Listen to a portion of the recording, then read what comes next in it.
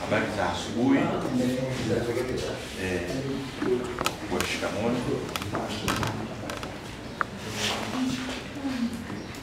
Nimefurahi sana kusimama hapa. Nitaeleza kwa kifupi kuhusiana na Afua-Vita. Shirika letu limelenga kuwawezesha watu wenye ulemavu katika programu za ujasiriamali,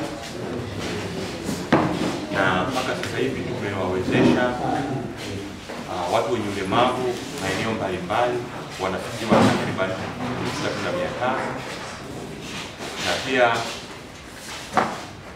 sisi sio mara ya kwanza kufanya kazi na Kodiso. Tumeshirikiana kwa kipindi kirefu.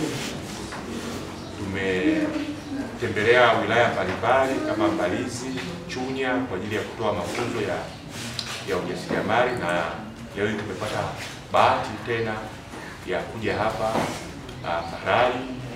Tunategemea kuwapatia mafunzo ambayo tuliwapa wilaya zingine, nanyi pia wa hapa Mbarali muweze kunufaika, hususan kwa nyinyi kundi maalum, ili mtapojifunza muweze kufanya shughuli za ujasiriamali, ikiwa ni pamoja na kuanzisha biashara ili kuepukana na ile tabia, pia kubadilisha mtazamo kwa watu kwamba sisi watu wenye ulemavu tunaweza kufanya, tunaweza kutenda. Kwa hiyo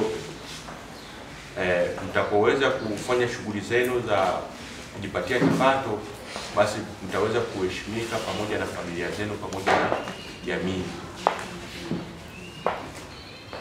Pia sisi tunashirikiana na wadau mbalimbali kwa ajili ya kufanya kazi zetu,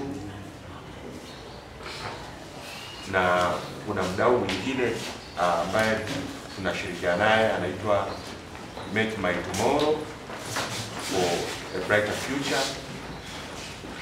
Kwa tuna mradi ambao unaendelea, huwa tunaangalia sehemu kale kwenye uhitaji, tunaweza kusupport.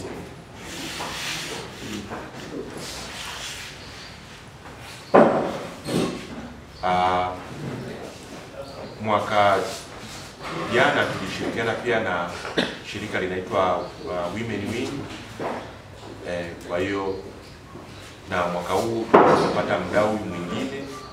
Kwa hiyo tunapokuwa tunafanya kazi, tunaangalia sehemu kwenye upungufu, tunajadili